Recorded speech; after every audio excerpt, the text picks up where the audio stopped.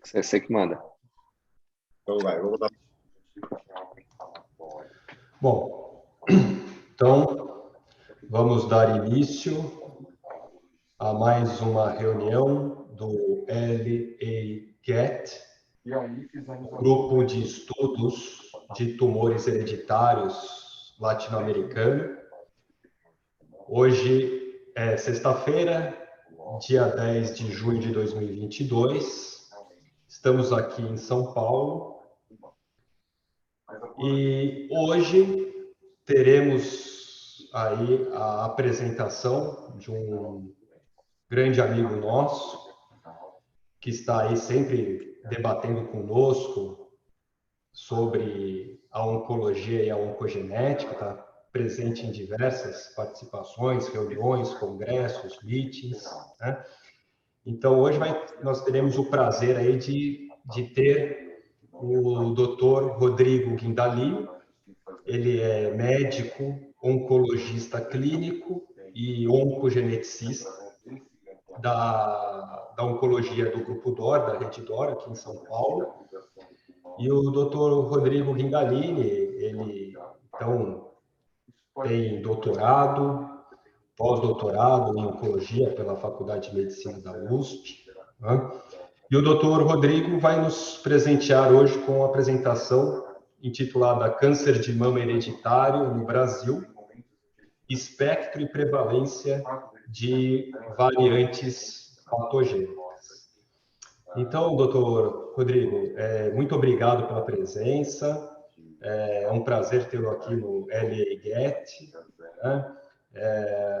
Então, por favor, aí, fique à vontade para iniciar a apresentação. Obrigado. Oi, Pablo. Boa tarde a todos. Agradeço imensamente aí pela apresentação e pelo convite aqui para falar mais uma vez aqui com o pessoal do GET. É sempre um imenso prazer. Eu conversei com o Benedito para a gente fazer uma aula, uma apresentação bem interativa, como sempre foi, né? Então, eu trouxe aqui dois trabalhos que eu publiquei recentemente, junto um com a equipe da USP e o segundo com o pessoal lá da UFBA, né? Então, assim, são parceiros muito fortes de pesquisa, que desde já eu queria agradecer imensamente a parceria. Então, a gente vai falar um pouco sobre câncer de mama hereditário, quais os genes, né? Alguns trabalhos interessantes publicados ano passado e que vem repercutindo até hoje na nossa discussão de câncer de mama hereditário. Depois entrar especificamente nas publicações brasileiras e falar um pouquinho sobre o que aconteceu aí na ASCO, o que pode trazer de impacto para os nossos pacientes, principalmente pacientes de síndrome de Li-Fraumeni. E, por fim, se ainda der tempo, falar um pouquinho sobre câncer de mama em jovem, alguns dados que vêm surgindo aí no Brasil do aumento de incidência nessa população. Então, sempre quando a gente começa a falar sobre câncer de mama hereditário, a gente sabe que cerca de 50% dos casos estão associados a mutações em BRCA1 e BRCA2, mas o que transforma a nossa população única é que nós temos uma frequência de mutações de NTP53 muito grande. E na era dos painéis multigênicos, a gente sabe que alguns dos achados vão acontecer em genes que não necessariamente estão associados com aumento de risco de câncer de mama. E isso tem que ser sempre muito estressado nas nossas apresentações para que os nossos colegas que não são especialistas na área, quando receberem os seus resultados dos painéis, não utilizem informações de maneira inadequada para conduzir os seus pacientes. Então, a gente vai falar um pouquinho também sobre isso. Para facilitar o conhecimento sobre câncer de mama hereditário, a gente divide os genes em 3 categorias: os genes de alto risco, que aumentam mais do que 5 vezes a chance de desenvolver câncer de mama comparado à população geral; moderado risco, que aumenta de 1,5 a 5 vezes; e os de baixo risco, esses que são considerados achados muito frequentes, né? São também considerados, a gente costuma chamá-los de SNPs, né? Single Nucleotide Polymorphisms, que isoladamente não aumentam muito o risco de câncer de mama, mas em combinação, a depender do tipo de combinação, podem ter um impacto muito relevante no aumento de risco de câncer para determinadas pacientes. Isso está sendo feito através de análise de scores poligênicos de risco, que não é o assunto dessa conversa aqui hoje, mas que, sem dúvida, é o que vai vir aí nos próximos anos mudar e ajudar a refinar a nossa prática clínica nas pacientes com câncer de mama hereditário. No ano passado, 2 trabalhos importantes foram publicados, totalizando quase 180 mil pacientes investigadas com painéis multigênicos, sendo que metade delas tinham câncer de mama e metade não tinham. E esses trabalhos eles são muito importantes e foram publicados no New England, porque eles trazem para a gente uma ideia de frequência populacional dessas alterações genéticas e o quanto que eles impactam no aumento de risco de câncer de mama. Então, isso era um trabalho de estudo caso controle, né? 50% das pacientes com câncer de mama e 50% das pacientes sem a doença, todas submetidas a um painel multigênico, e a gente encontra a associação da doença, mais uma vez, fortemente com genes de alta penetrância, né, de alto risco, BRCA1, BRCA2, PALB2, e confirma a associação com genes de moderado risco, como ATM e CHEK2. Nesses estudos populacionais, existe uma frequência muito pequena de mutações em genes que causam síndromes, como, por exemplo, PTEN, STK11, né, síndrome de Cowden, Peutz-Jeghers, essas mutações são muito, muito raras na população, então esses estudos populacionais que não selecionam nenhum tipo de critério para incluir as pacientes, dificilmente vão ser bem representados. Então, não dá para a gente olhar para esses estudos e tentar tirar alguma conclusão sobre esses genes sindrômicos em relação à sua penetrância. Então, tem que tomar muito cuidado na hora de avaliar os resultados nesses estudos para esses genes. Mas o que vem crescendo, a evidência, é que alguns genes que a gente ainda tinha muita dificuldade de associar com câncer de mama hereditário, como BARD1, RAD51C e RAD51D, ganham mais protagonismo, principalmente através do aumento de risco de tumores triplo negativos, e alguns outros genes perdem protagonismo, como, por exemplo, o NBN, BRIP1 e RAD50. Cada vez mais os estudos mostrando que eles não têm uma forte associação com o câncer de mama hereditário. E o que esses estudos trouxeram para a gente foi uma percepção de, se eu testar todas as minhas pacientes, algo que a gente sempre discute nos nossos congressos, né? Assim, será que vale a pena fazer a testagem universal para pacientes com câncer de mama? E se eu fizer isso, qual é a frequência que a gente vai encontrar de pacientes mutadas?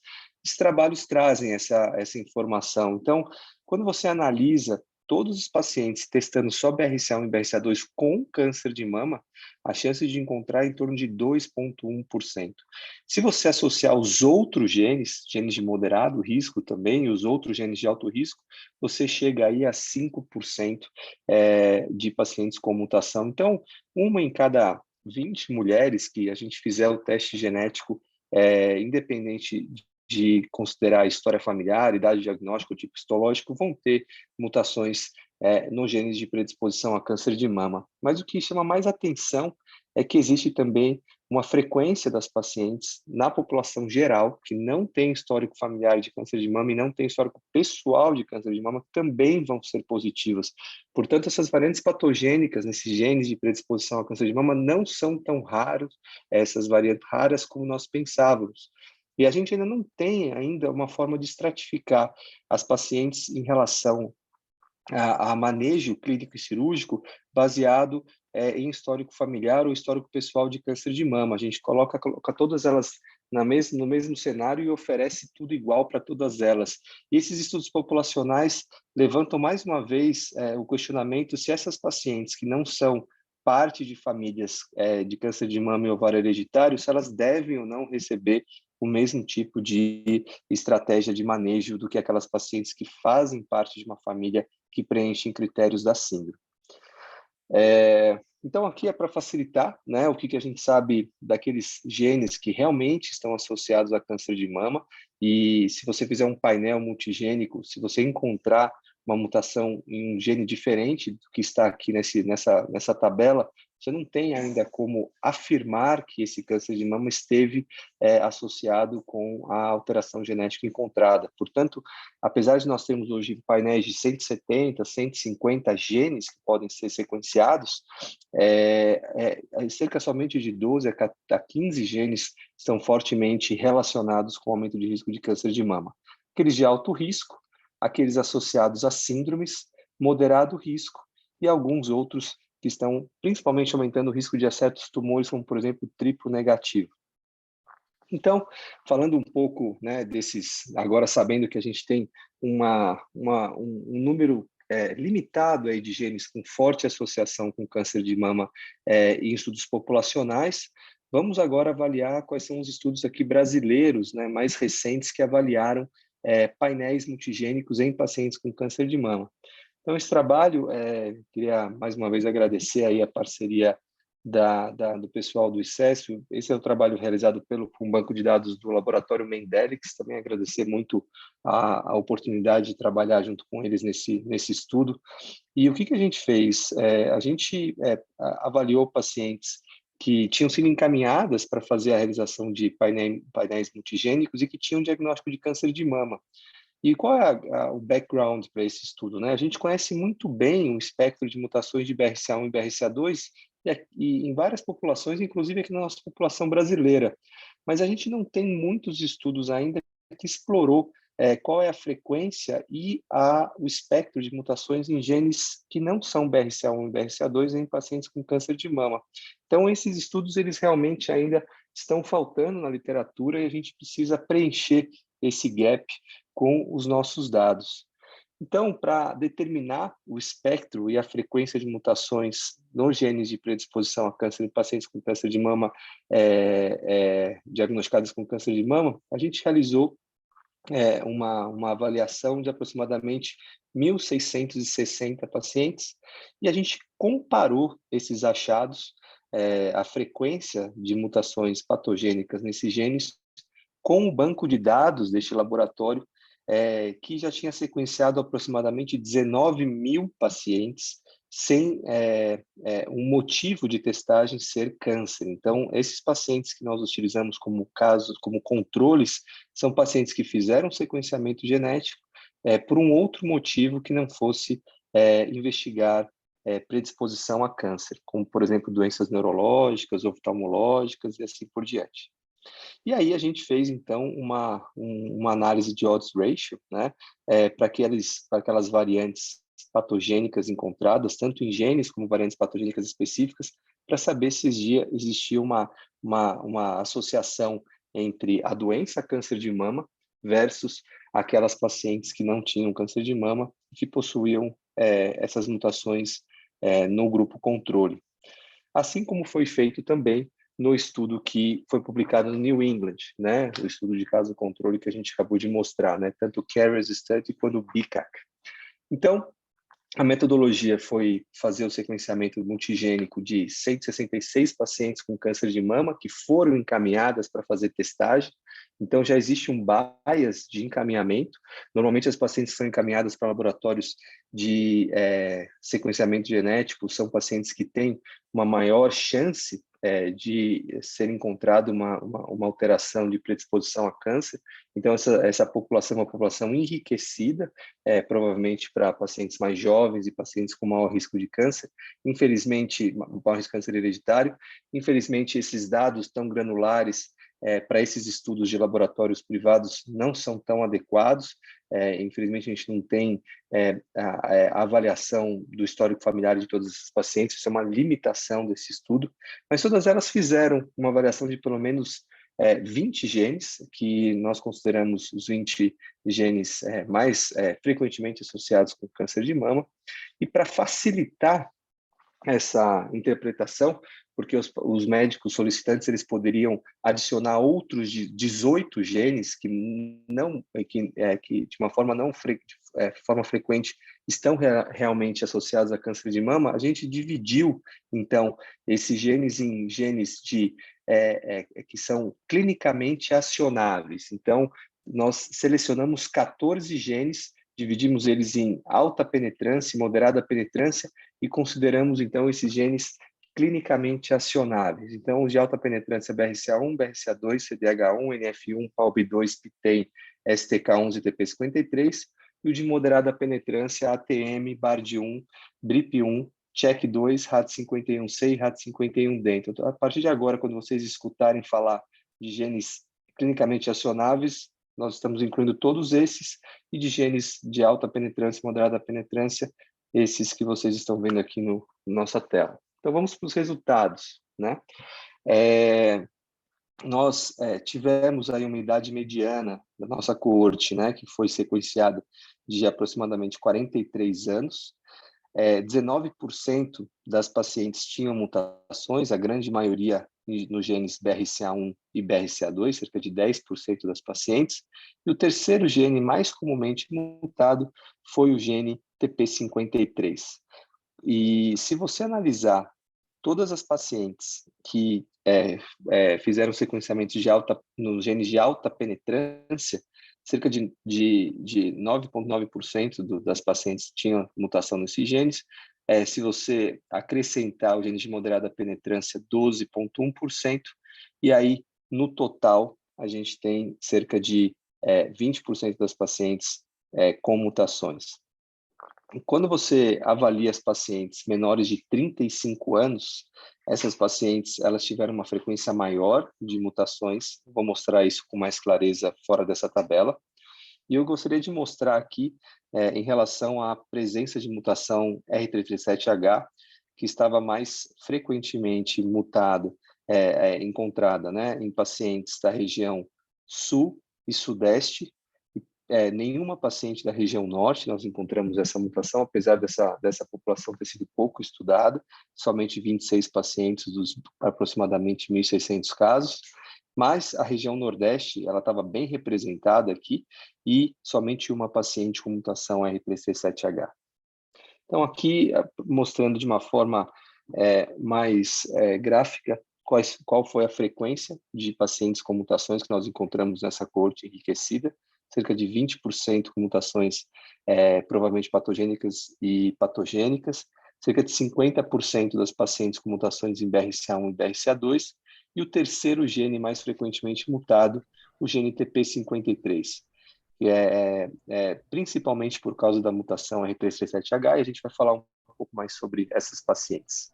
Então, bom, só fazer um comentário aqui, Rodrigo, só para a gente enriquecer um pouco o nosso bate-papo. Está muito boa a apresentação.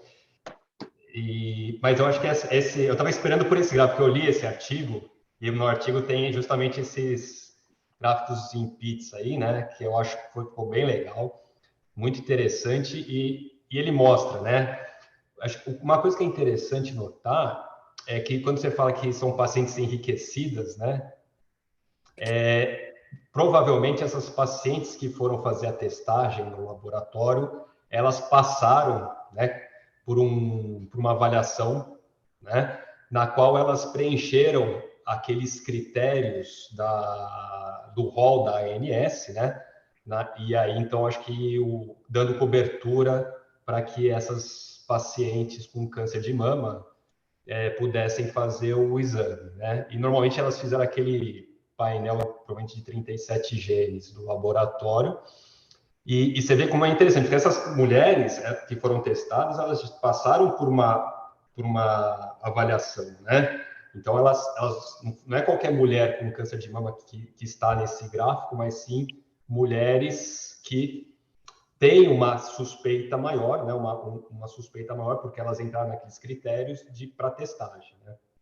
E dessas, então, foram descobertas variantes patogênicas ou provavelmente patogênicas em 20% delas, né? E aí, delas, sendo o BRCA1, BRCA2 e o TP53, que é muito interessante, né? Que você mostrou aí. O R337H acho que é uma variante aí que maior frequência no gene TP53 aqui no Brasil. E um outro dado que me chamou muita atenção, muito interessante, é que a maioria desses R337Hs eles estão no Sudeste, né? Quando você falou do Nordeste, a gente praticamente não acha, né, ainda pacientes com variantes R337H no TP53. Né? Então, só para chamar a atenção, né, para esses dados, que esse gráfico ficou bem interessante. Aí. Não, e assim... Oi, Benê, pode falar. Eu só queria parabenizar você pelo trabalho, é muito legal esse gráfico mesmo, e a tabela anterior também que você mostra, é muito interessante. Eu só queria dizer que nós estamos com mais de 30 pessoas aí acompanhando desde o início, gente da América Latina todinha. Tem um monte de gente do Brasil também, e educadores e artistas aí da América Latina. Eu só peço desculpas aí ao povo aí da América Latina, aos hermanos, que estamos com alguns problemas para a tradução. Então, por favor, desculpen-nos, pero vamos arreglar isto as soon as possible, né, Rodrigo? Vamos adiante, Com Rodrigo. certeza. Legal, legal, Benê. Vamos falar um pouco, então, sobre a mutação R3C7H, né? Se você olhar a coorte como um todo, ela foi encontrada em as mutações de TP53 em geral, né? Elas foram encontradas em 2,2% de todas as mulheres, né? Praticamente só tinham mulheres aqui nesse estudo, tá? E quando você compara, né, as pacientes com mutações em TP53 versus o controle, certo? De aproximadamente 19 mil pacientes brasileiras, você chega aí num odds ratio aí de 20, né? Chances de ter câncer de mama 20 vezes maior na paciente que tem mutação em TP53 do que aquelas pacientes do controle. É importante, como o Pablo colocou, notar que foi estatisticamente significante, né, a diferença de frequência de variantes TP53 na região sudeste e sul do país, correspondendo aí a aproximadamente 85% de todas as variantes encontradas, né, no estudo como um todo. Agora, a R37H ela foi responsável por 70% de todas as variantes encontradas no nosso trabalho, né? Portanto, ela foi responsável pelo câncer de mama aí de 1,6% de todas as nossas pacientes que estão nesse estudo.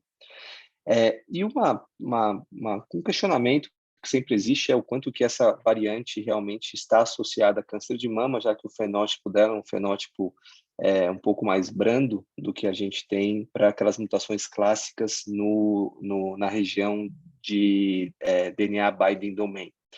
E nós fazendo essa comparação entre os achados das pacientes com câncer de mama versus o controle, a gente achou um odds ratio, aí, uma chance de desenvolvimento de câncer 17 vezes maior nessa população.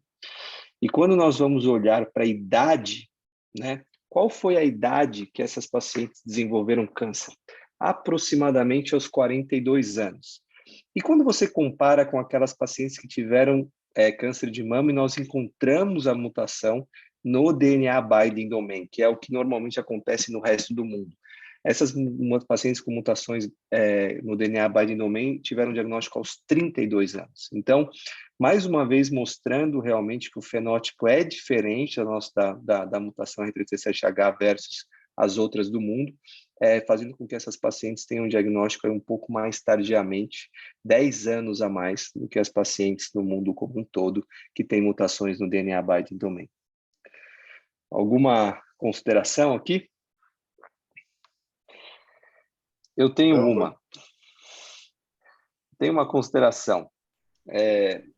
Acabamos de voltar da ASCO, né? Faz alguns dias, ainda estou em jet lag aqui, e a gente sabe que as pacientes que têm mutações no gene TP53, elas têm uma frequência de cânceres HER2 positivo, ou seja, 3 cruzes, mais comum do que na população geral. Alguns estudos mostram em torno de 60% a 70% de todos os tumores com câncer em pacientes com lifraumene. Se você fizer uma coorte daquelas que desenvolvem abaixo dos 40 anos, até 70% delas são HER2 positivo. Isso traz uma implicação muito grande hoje para a nossa prática clínica, né, como oncologistas.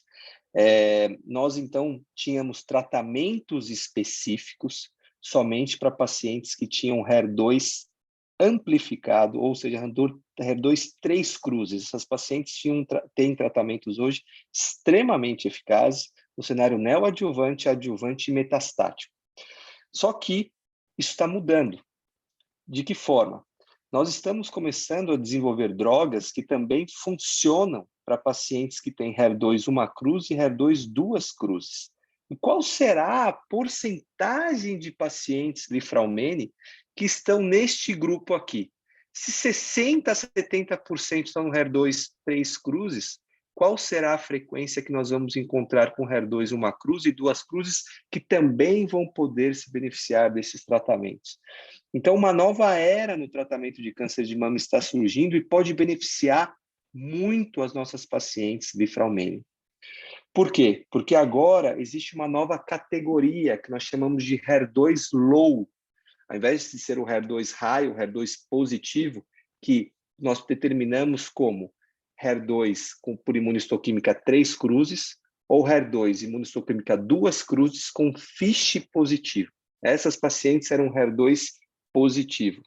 Agora, nós criamos para justamente essas novas medicações, que são os ADCs, que são os tratamentos droga anticorpo conjugada, uma nova classe, que são aquelas pacientes que são HER2 uma cruz ou HER2 duas cruzes, FISH negativo. Essas pacientes hoje são classificadas como HER2 low. E o que aconteceu? Um trabalho publicado, né, há poucos dias utilizou um tratamento chamado trastuzumab deruxtecan em pacientes que tinham HER2 low, receptor hormonal positivo ou receptor hormonal negativo. E o que eles encontraram?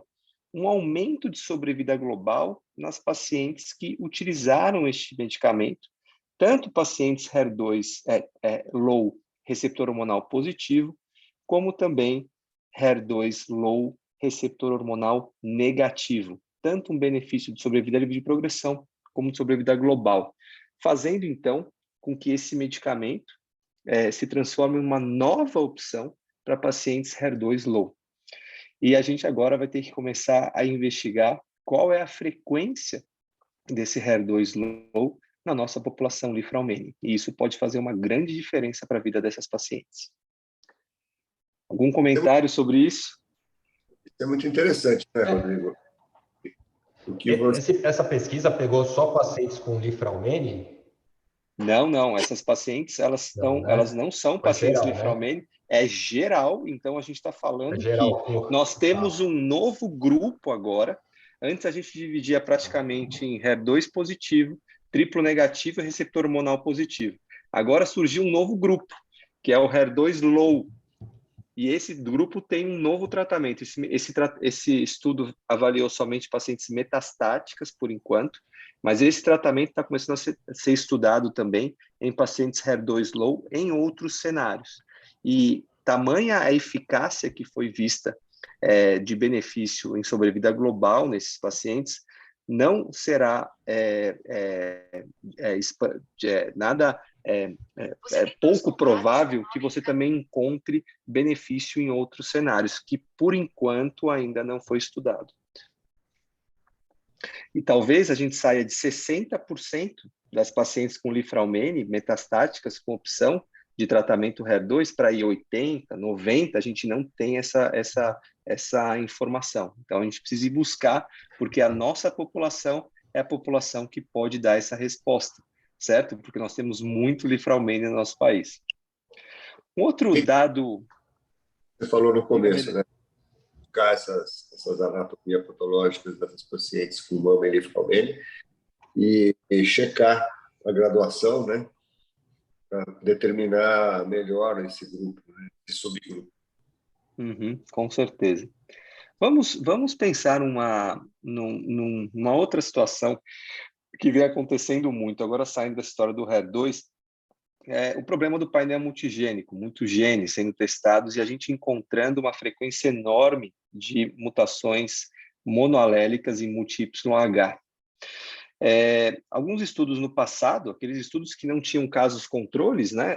Como essa mutação ela é muito frequente na população e você estava testando paciente com câncer de mama, a gente começou a falar, poxa, estou achando muito multi-YH em paciente com câncer de mama, provavelmente esse multi-YH está associado com câncer de mama hereditário.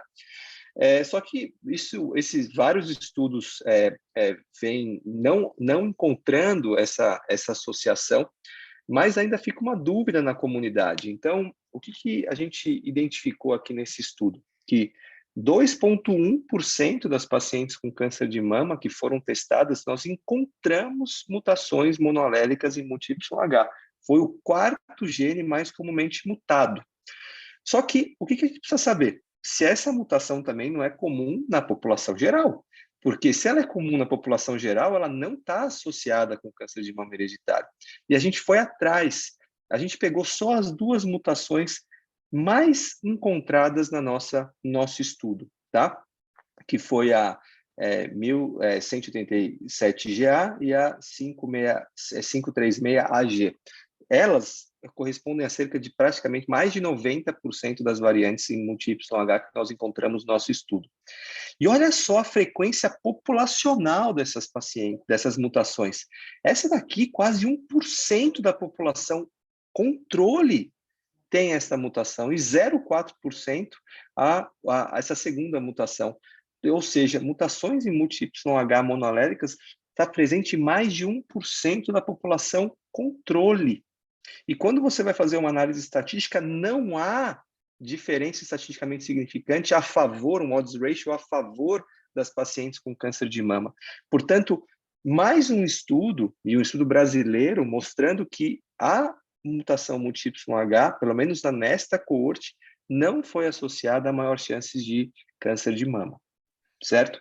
E isso na prática clínica é muito relevante, porque muitos dos nossos colegas acabam usando essas informações para indicar cirurgia profilática para mama e ovário. Então, acho que isso tem que ser muito bem divulgado para que isso não seja mais utilizado dessa forma. Benê, Pablo, claro, alguma consideração, Rodrigo, já acho que que... essa é uma...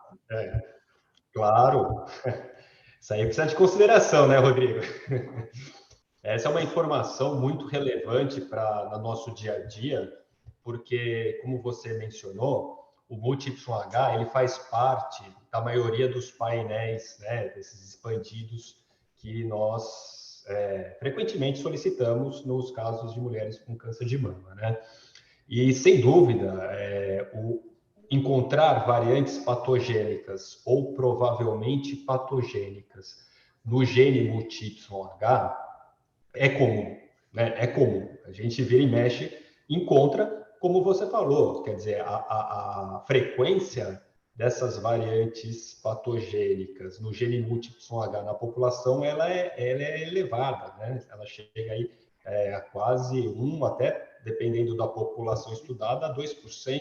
Quer dizer, então você, ao fazer estudos na qual inclui o gene MUT-YH, você vai acabar encontrando variante patogênica em heterozigose, né? Em heterozigose.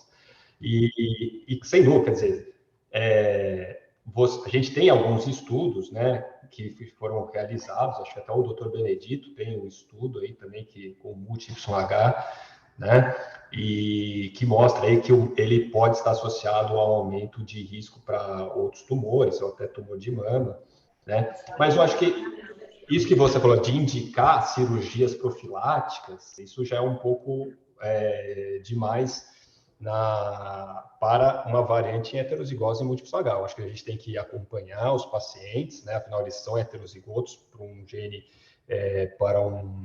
um gene supressor de tumor, né? Mas você vê que não existem protocolos, né? Protocolos de cirurgia, que indiquem cirurgias de mama, redutor de risco de mama, em múltiplos H em heterozigose, mas a gente tem que realmente acompanhar esses pacientes, porque, como você falou, a gente fica sempre em dúvida, né? Esse seu estudo foi importante porque ele mostra que aparentemente não há relação, né? Não há relação aí da heterozigose com o aumento de risco para câncer de mama. Isso mesmo. Então, aqui é só o espectro, né, assim, assim, tiveram várias mutações recorrentes, né, a mutação mais comumente encontrada em BRCA1, que foi o gene mais comumente mutado, é a 5266 do PC, né, assim, e essa outra que a gente encontra muito no Nordeste. que é essa 331-334-del4, né? CAG. Essa mutação é muito comum aqui no Nordeste, tem várias famílias aqui. E isso, assim, realmente essas mutações recorrentes, elas refletem, né, o que nós encontramos em outros estudos brasileiros. E agora, indo especificamente para as mutações em outros genes, né, a mutação fundadora em CHEK2 3467AG, né, ela foi encontrada aí, o CHEK2 ele foi, acho que se eu não me engano, o 6º gene mais comumente mutado, e essa mutação corresponde a quase 45% das mutações em CHEK2. Então, a gente tem aí mutações no espectro bem interessante e que acho que vale a pena colocar em contexto aí no resto do mundo, né? O que chamou muito a atenção, né? Esse gráfico aqui eu já tinha visto em várias outras publicações. Eu queria ter uma publicação brasileira dessa forma aqui, mostrando que quanto maior o número de genes que você coloca para investigar, maior é a chance de você encontrar uma variante de cada incerto, né? Então, se você testar BRCA1 e 2 na população brasileira, a chance de você encontrar é cerca de 7%. Se você vai só para os 8 genes de alta penetrância, você tem uma chance aí de encontrar cerca de 13% das pacientes com mutações, esse indicado incerto. Se você associa alta penetrância moderada, quase 30%. Agora, quando você estoura, né, vai para vários outros genes, e aqui a gente está falando de um painel de no máximo 38, sendo que a gente tem painéis aí muito maiores hoje em dia, chegou a 46%. E quando você faz uma análise estatística, como assim, alguns pacientes tiveram mais do que uma mutação, né? Assim, você vê aqui, ó, 11% com mais de uma VUS e 2% com mais de 3 VUS. Então, a chance de você encontrar uma VUS é 12 vezes maior para um painel multigênico, aqui entre 20 e 38 genes, se você for comparar com o teste de BRCA1 e BRCA2. E isso é um grande problema na prática clínica, um calcanhar de Aquiles no nosso dia a dia, e que precisa ser levado em consideração antes de pedir os painéis multigênicos, principalmente para quem não está muito habituado a lidar com VUS, né? É muito interessante isso, porque quem trabalha no dia a dia sequenciando genes, né, ainda mais com NGS, utilizando painéis multigênicos, é impressionante. Quer dizer, todos nós temos variantes dentro dos nossos genes, né? Então, quando a gente faz o estudo de um único gene, é normal a gente encontrar uma variante, porque o DNA das pessoas não são todas iguais, né? É isso que nos torna únicos, o que nos torna diferente. Então, quando eu vou sequenciar um gene, seja ele quem for, o que é sequenciar? Eu vou colocar isso na sequência, as letras, né, os nucleotídeos, vou colocar na ordem, na sequência correta. E o próximo passo, depois que você faz o sequenciamento, é saber se há alguma variação, se há alguma modificação de letras dessa sequência. Como é que eu faço isso? Eu vou pegar essa sequência e vou comparar com uma sequência padrão, um default, né? Ou seja, que o mundo inteiro utiliza, né? Uma sequência padrão para cada gene, né? Muito bem. E aí, o que eu faço? Eu vou comparando letra por letra da minha sequência, né? Então, óbvio, quanto maior o gene, maior é a chance de eu encontrar uma variante, né? E a gente sempre encontra uma variante em todos os genes. Em todos os genes. E aí, qual que é a próxima pergunta? É saber se aquela variante ela é patogênica ou ela é benigna, né? E é claro que a grande maioria das variantes acabam sendo classificadas como benignas, algumas como VUS, né? E pouquíssimas, quando elas existem, como patogênicas. Então, a gente, sempre quando vai fazer sequenciamento de genes e de painéis multigênicos, a gente acaba encontrando variantes. E digo mais, a gente acaba encontrando, às vezes, dezenas ou centenas de variantes, dependendo do tamanho desse painel, do tamanho dos genes, né? E quando eu falo de exoma, então aí é um mundo à parte, porque num exoma, quem analisa exoma sabe são milhares de variantes encontradas, né? E E quando a gente pega o laudo, e aí que eu quero chegar, né, Rodrigo? Quando a gente pega o laudo, que vem lá no consultório, no ambulatório, a gente está com o laudo lá, e vê um resultado onde não tem nenhuma variante, é óbvio que foi encontrado variantes, mas não foram reportadas no laudo. E alguns laudos, dependendo do laboratório, ainda relata, dependendo do quadro clínico, algumas VUS. Mas o que eu quero deixar claro aqui é que qualquer sequenciamento que você faz, que o paciente vai ser submetido, vai encontrar variante, né?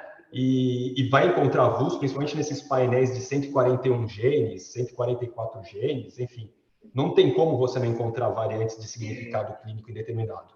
Só que apenas elas não são reportadas no laudo. Algumas são, dependendo de qual gene, por exemplo, genes como BRCA1, BRCA2, TP53, MLH1, normalmente os laboratórios reportam algumas variantes de significado clínico indeterminado. E como você bem disse, Rodrigo, são as VUS que são o nosso calcanhar de Aquiles, né? Ali que é o nosso ponto fraco. Se você for olhar aqui, Pablo, aqui são genes, né, com as VUS que mais reportaram VUS, né? O gene ATM, por ser um gene muito grande, né, ele é o campeão, né, assim, de VUS. E a gente tem um grande problema porque 90% dessas VUS, elas são mutações missense e que não vão ser facilmente reclassificadas, né? A gente sabe que é um desafio enorme do ponto de vista de bioinformática, laboratorial, desenvolver modelos, né, tanto in silico como in vitro, para determinar se uma variante tem missense, tem algum impacto funcional. Então, assim, esse número de VUS vem crescendo em pacientes de populações pouco estudadas, como a população brasileira, sem dúvida, é um cenário ainda bastante desafiador, e isso na ASCO também foi mostrado alguns estudos que focaram mais em pacientes afrodescendentes, a frequência de variantes ficarem incerto comparado com caucasianos é estatisticamente maior, né? E a gente vai falar um pouco sobre isso no segundo estudo aqui, se der tempo aí para eu mostrar. Eu só queria trazer essas duas tabelas, eu fiz questão de colocar nesse trabalho, na realidade, realmente para parabenizar todos os pesquisadores brasileiros, né, que desde os primeiros das primeiras estratégias de sequenciamento, né, a gente nem tinha ainda Next Generation Sequencing, algumas vezes você ia lá e tinha uma dificuldade enorme de conseguir fazer o teste de apenas uma mutação, mas os pesquisadores brasileiros, eles foram muito perseverantes sempre, e aqui é um compilado, né? Eu peço perdão se eu deixei algum estudo de fora, né? Mas um compilado dos principais estudos que foram feitos com pacientes com câncer de mama e a tentativa de sequenciamento de BRCA1 e BRCA2. Aqui é um background, são bem diferentes os pacientes estudados. Algumas pacientes foram selecionadas por idade, outras pacientes por história familiar, história pessoal de câncer, mas é muito difícil de comparar a frequência aqui, porque alguns sequenciaram o BRCA1 todo, outros BRCA1, BRCA2, outros com MLPA e outros os genes como um todo, né? Mas você vê que a frequência de mutações variou bastante, né? A depender da população que você estudou e a metodologia que você utilizou para fazer o sequenciamento, mas sem dúvida aí a gente já tem uma caracterização muito boa das principais mutações que estão espalhadas aí no nosso Brasil. E aqui também para fazer um highlight em como que os nossos pacientes com câncer de mama hereditário já foram estudados também em relação à frequência de mutações R3C7H e no gene TP53, não só R3C7H, como o gene como um todo, né? Então já tem inúmeros trabalhos mostrando que a frequência de mutação neste gene, e especificamente a presença da mutação brasileira, é bastante significante e relevante na população brasileira, principalmente na região sul e sudeste. Então, para concluir, né, a gente sequenciou aproximadamente 1.700 pacientes com câncer de mama que foram encaminhados para um laboratório privado, ou seja, pré-selecionadas pelo médico assistente. Então, a gente sabe que é uma população mais enriquecida, isso aqui não é uma amostra populacional de pacientes com câncer de mama, e desses pacientes, 1 em cada 5 pacientes tiveram mutações identificadas, sendo que 10% de todos os pacientes no gene BRCA1 e BRCA2, além do gene BRCA1 e 2, que são acionáveis, certo? Isso do ponto de vista, ou seja, que tem realmente relevância clínica, quando você associa os outros genes, 7,3% a mais de pacientes que você identifica, né? Sendo que existe uma porcentagem que não é desprezível, que você vai encontrar mutações em genes que não estão associados a câncer de mama hereditário, mas que podem ter relevância em outras síndromes. Quando você faz uma mutação, um teste painel multigênico, você tem 12 vezes mais chance de achar uma VUS. Então, isso tem que ser divulgado para o seu paciente antes, né? As mutações de BRCA1 e BRCA2, elas realmente estão muito em linha com outras publicações, mas o que difere a nossa população é que o TP53 é o terceiro gene mais comumente mutado, principalmente graças à mutação R3C7H. Não sei se dá tempo, mas eu queria mostrar aqui rapidamente um estudo que a gente fez agora especificamente na população do Nordeste, mas representando o estado da Bahia, né? E esse estado da Bahia, ela é enriquecido com uma população afrodescendente, né? A gente sabe que 80% da população que vive nesse estado é afrodescendente, e nós avaliamos 173 pacientes com câncer de mama versus 119 controles, ou seja, pacientes que não tinham câncer de mama. Sendo das que 173 pacientes com câncer de mama sequenciadas, a grande parte, 70%, eram afrodescendentes. Então, esse é um estudo um pouco diferente do outro, apesar de ser um estudo caso controle, é um estudo menor, mas de uma população que normalmente é subrepresentada na maior parte dos estudos. E o que a gente vê aqui é que, mais uma vez, cerca de 20% das pacientes nós encontramos mutação. Mais uma vez, o BRCA1 e o BRCA2 são os genes mais relevantes, o PALB2 foi o terceiro, e o TP53 na população afrodescendente do Nordeste ficou para trás na fila, né? Ele sai de terceiro lugar quando você associa a população como um todo, principalmente Sul e Sudeste, né? Que é onde você tem um grande número da nossa população está vivendo nessas regiões, cai para praticamente o último aqui na região Nordeste em pacientes afrodescendentes. Quando a gente compara, né, com outras coortes de mulheres afrodescendentes, a gente vê que realmente o espectro, o espectro não, a frequência é semelhante, não necessariamente o espectro de mutações encontradas aqui é a mesma, já que a gente teve ondas de migrações um pouco diferentes quando você compara as regiões que os escravos chegaram da África, que chegaram aqui, um pouco diferente dos Estados Unidos, América Central, então as mutações não necessariamente são iguais. Mas o fato é que 1 em cada 5 pacientes que afrodescendentes, né, e aqui não necessariamente eram populações enriquecidas, nós encontramos mutações em genes de predisposição a câncer, sendo o BRCA1 e o BRCA2 os mais importantes. Então, a depender de onde você pratica, né, aconselhamento genético no Brasil, você tem uma expectativa diferente da vez que você pede um painel multigênico. Se você está na região Sul e Sudeste, provavelmente vai ter um resultado mais semelhante a esse daqui. BRCA1 e 2 os mais importantes, o terceiro local, TP53, fique preparado para cuidar de pacientes de Fraumenio. Agora, se você atua mais na região norte e nordeste do país, aí você vai ter um espectro mais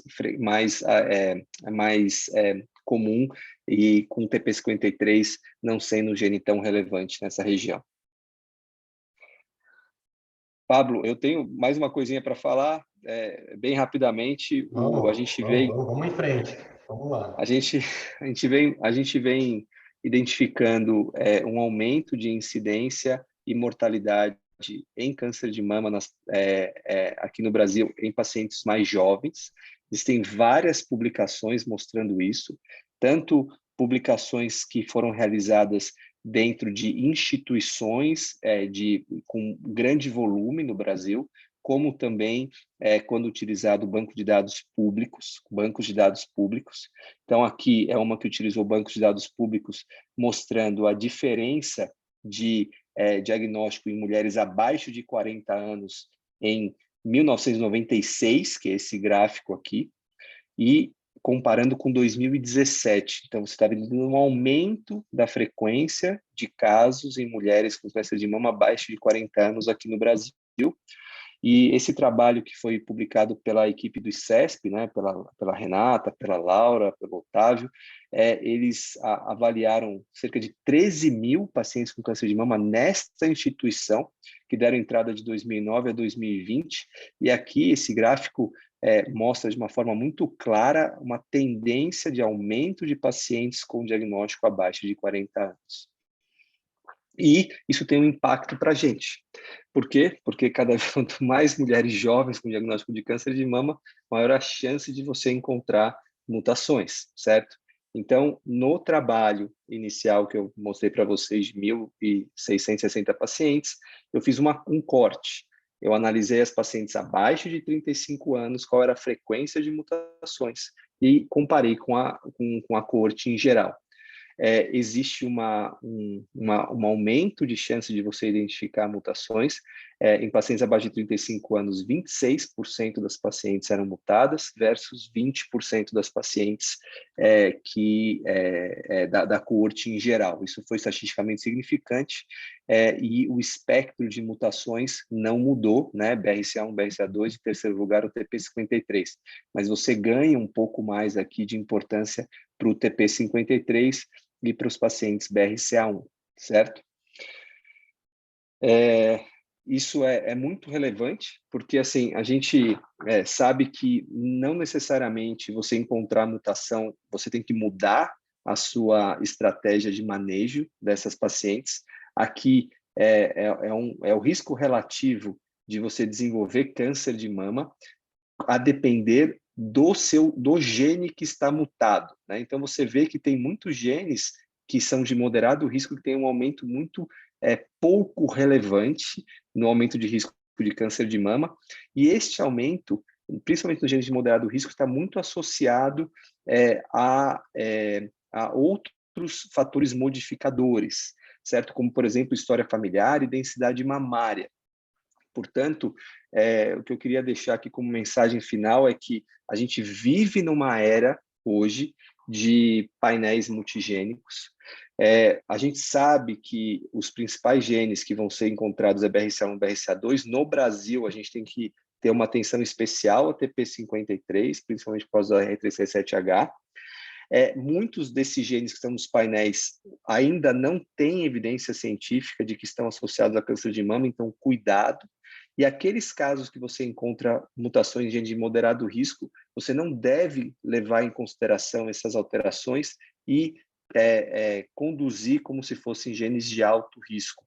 A gente aumenta bastante, a gente quase duplica a chance de encontrar alguma mutação em genes de moderado risco e de alto risco, não BRCA1 e 2 quando a gente usa painéis multigênicos, mas não necessariamente a gente tem que modificar a conduta, por exemplo, cirúrgica ou clínica desses pacientes. Queria agradecer aí a oportunidade mais uma vez de estar aqui com vocês. Estou inteiramente aberto aí a perguntas e a discussão. Rodrigo, muito obrigado. Eu acho que a apresentação foi excelente. Você abordou pontos importantíssimos, né?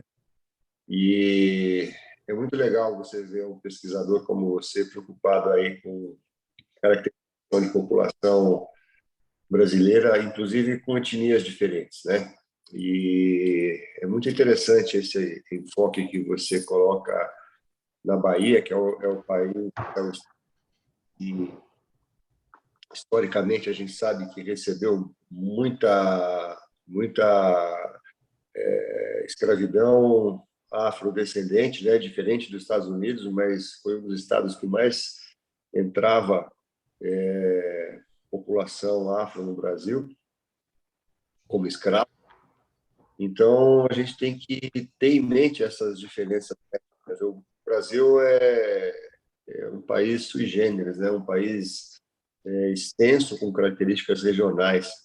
Eu queria só fazer uma pergunta para você, além de dar os parabéns pela apresentação, e te agradecer muito, porque eu sei que você fez isso muito pela nossa amizade, essa aula, que você está ainda com o jet lag aí, desse voo de 10 horas a mais por Lima, o pai está acompanhando o seu pai. Então, assim, muito obrigado mesmo. Eu sei que não foi fácil para você dedicar essa hora que você dedicou nessa tarde de sexta-feira para o nosso grupo de estudos. Eu acho que isso foi reconhecido. Terminamos aí com 33 pessoas assistindo a palestra, a sua conferência.